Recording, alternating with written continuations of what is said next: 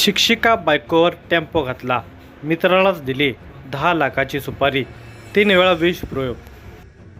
एक शिक्षिका दुचाकीवरून शाळेला निघाले होते. अचानक मागून आलेल्या माल वाहतूक करणाऱ्या वाहनाने त्या दुचाकीला जोराची धडक दिली. शिक्षिका रस्त्यावर पडून जागीच ठार झाली.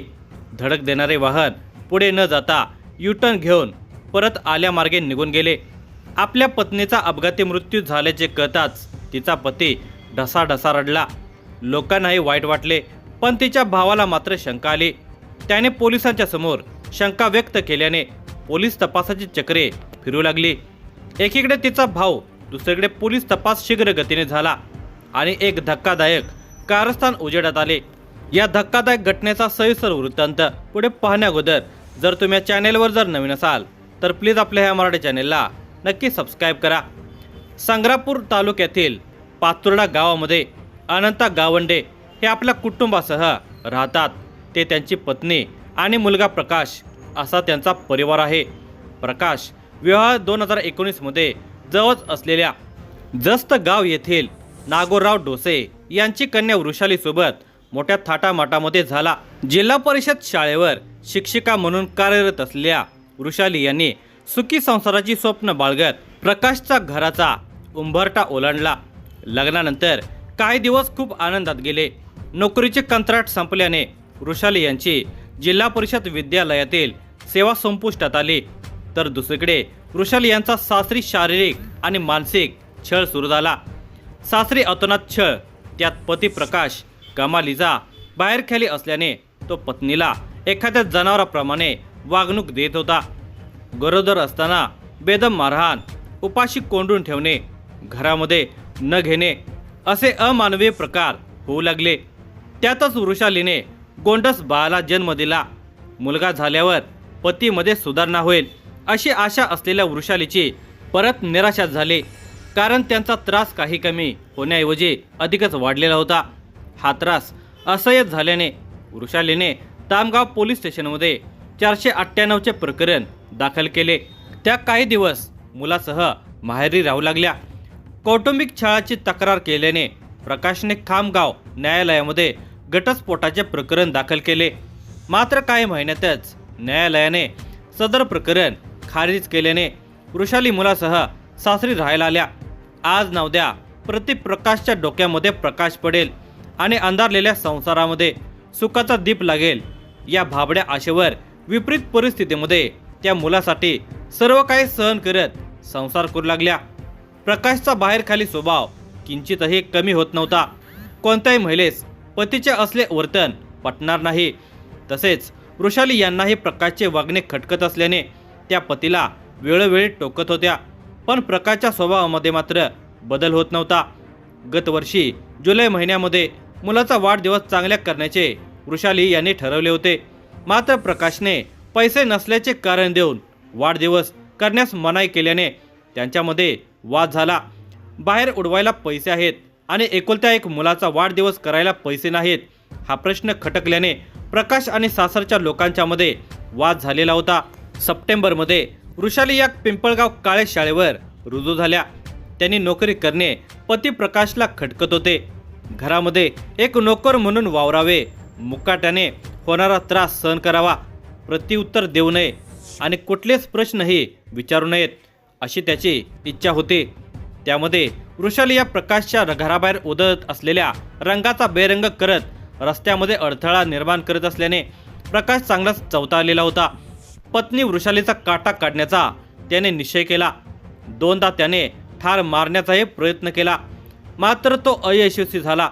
प्रकाशच्या शेतात शेजारी शेत असलेला आणि त्याच्याकडे काम करणारा त्याचा मित्र मंगेश याला वृषालीला ठार करण्याबाबतची योजना त्याने सांगितली. पातुर्डा गावामध्ये शेगाव येथील मनीष सूर्यवंशी हा कुटार घेण्यासाठी येत होता. त्यांच्याकडे पांढऱ्या रंगाची मालवाहू गाडी होती. त्याचे मंगेश आणि प्रकाश या दोघांच्या सोबत चांगली ओळख होती. मनीष याला वृषालीला संपवण्याची सुपारी देण्यावर मंगेश आणि प्रकाशमध्ये एकमत झाले. दिनांक 15 फेब्रुवारी या दिवशी प्रकाश आणि मंगेशने मनीष याला पातुर्डा येथील गोडाऊनजवळ बोलावून वृषालीला ठार करण्याचा प्लॅन सांगितला. त्यासाठी 10 लाख रुपयाची सुपारी ठरली। वृषाली या वेगाने गाडी चालवतात, त्या पातोर्डा फाट्यावरून सकाळी 6:30 वाजता जातात असे सांगितले। दिनांक 27 फेब्रुवारी रोजी मनीषला डिझेलसाठी 3,500 रुपये देण्यात आले। सोमवार दिनांक 2 मार्च रोजी वृषाली सकाळी 6:30 वाजता फाट्यावरून निघतात। फाट्यापुढे निर्जन ठिकाणी तिला उडवल्यावर तुला मंगेश 10 लाख रुपये देईल असे सांगण्यात आले। या कटाप्रमाणे दिनांक 2 मार्च रोजी सकाळी 5 वाजता मनीष सूर्यवंशी हा शेगाव येथून त्याची मालवाहू एंट्राक गाडी MH28BB 5753 घेऊन पातोर्डा फाटा कवठळ मार्गे पेसोडा फाट्याजवळ पोहोचला। तेथे तो वृषालीची वाट पाहत थांबला। 7 वाजण्याच्या दरम्यान वृषाली दुचाकीने येताना त्याला साईड ग्लासमध्ये दिसल्या। त्यांची गाडी पुढे गेल्यावर मनीष त्यांचा पाठलाग करू लागला। 4 किलोमीटर अंतरावर गेल्यावर मनीषने भरधाव गाडीने त्यांना जोराने कट मारला। त्या गाडीवरून खाली पडल्या। त्यानंतर थोडा पुढे गेल्यावर मनीष मागे वळून आला आणि पातोर्डा फाट्यावरून शेगाव या ठिकाणी निघून गेला। अपघात झाल्याचे कळताच 8.5 लाख रुपयाची बॅग प्रकाश गोठ्यात ठेवून अपघातग्रस्त स्थळाकडे निघाला। मनीष सूर्यवंशीने दुपारी मंगेशला कॉल करून काम फत्ते झाल्याचे सांगितले। रात्री 9 वाजता मंगेश 8,50,000 रुपयांची बॅग घेऊन शेगावमध्ये आला। त्याने पैसे सूर्यवंशीला दिले। पोलीस आपल्यापर्यंत पोहोचणार नाहीत असे मारेकऱ्यांना वाटत होते, पण तसे होणार नव्हते।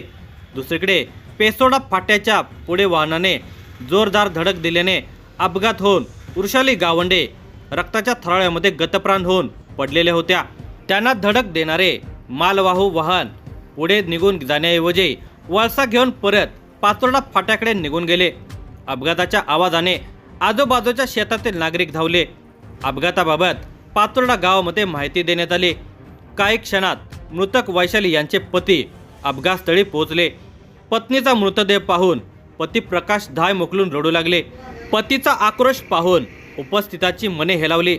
अपघाताची माहिती जळगाव जामोद पोलिसांना देण्यात आली। पोलीस उपनिरीक्षक स्नेहा शेडगे आपल्या सहकाऱ्यांच्यासह घटनास्थळी दाखल झाल्या। पोलिसांनी घटनास्थळ पंचनामा करून मृतदेह शवविच्छेदनासाठी जळगाव रुग्णालयात हलवण्यात आला। या प्रकरणी अज्ञात वाहन चालकाविरुद्ध जळगाव जामोद पोलीस स्टेशनला गुन्हा दाखल करण्यात आला। शवविच्छेदन झाल्यावर मोठ्या शोकाकुल वातावरणामध्ये मृतक वृषाली यांच्यावर दुपारी 2 वाजण्याच्या दरम्यान अंत्यसंस्कार करण्यात आले। या सगळ्या प्रकाराबद्दल मृतक वृषाली यांचे भाऊ सुमित डोसे यांना शंका आली। त्यांनी पोलिसांच्या जवळ हा घातपात असावा अशी शंका उपस्थित केली। नुसती शंकाच उपस्थित करून ते थांबले नाहीत, तर अंत्यसंस्कार होताच त्याच रस्त्यावरील CCTV फुटेज युद्ध पातळीवर पाहण्यास सुरुवात केली।